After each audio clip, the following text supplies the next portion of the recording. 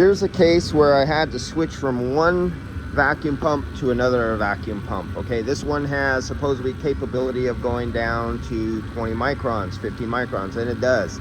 This one has the capability of going down to 3 microns, and it does. Now, what I was having a problem with, this was left open and exposed to the air for the past 2 or 3 weeks. They just had to remove the condenser out of the way to change sheet metal after a collision. And unfortunately, this is POE oil, a high voltage electric compressor on this Toyota hybrid 4Runner, or not 4Runner, I don't know, it's a hybrid Toyota SUV.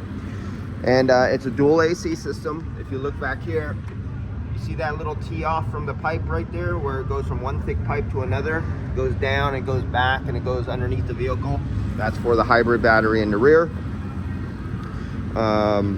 And cooling. The POE oil, when you leave it open to the air, we're right off the ocean, like 200, 300 yards off the ocean. In this area where we're at, in the winter time, it's always between 42 degrees and 48 degrees. Right now, I think it's 54 degrees right now, and it's 91% humidity, even though it's a bright sunny day outside. We go between almost 99, 100% humidity to around 80-some% humidity in this area. So this POE oil is absolutely saturated, and fuel piece is great. It's way above average with a lot of other pumps.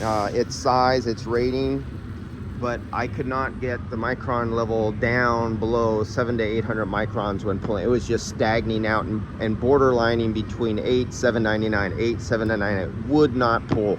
I said, okay, let's bring out Bertha, who is our torque monster, our, you know, your dragster of vacuum pumps. Well, the only problem with this draws a lot of current, and you have to have like a big 10 gauge line for your extension cord.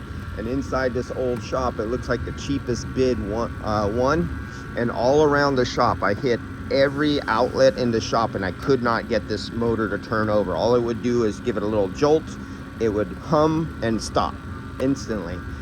So I asked where was the main panel coming into the building where the power is supplied by PG&E, the power company, and I followed the lines, the conduit, the EMT coming out of it, and trying to find the very first outlet that was closest to the electric panel, the mains.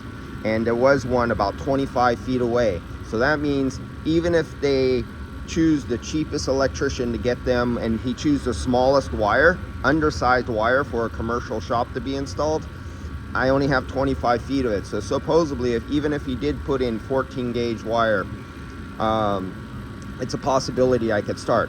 Sure enough, as soon as I hooked up my extension cord into that only one outlet that was within 25 feet of the mains electric line, that was the only outlet that could start this compressor on first connection. All the other ones, all it did was sit and hum. So when you get into old shops and you have a big induction motor like this, you might have problems finding an outlet you can actually plug onto. And I went down from 800 or 799 right down into the 200s within 60 seconds. So all the difference in the world. This is your dragster torque monster right here. When you're having a problem pulling vacuum down to get the moisture out, especially on an electric compressor, especially with POE, that you're in 80 to 90 to almost 100% humidity, and it was left open for a couple weeks. This is your beast. Makes all the difference in the world. See you guys later.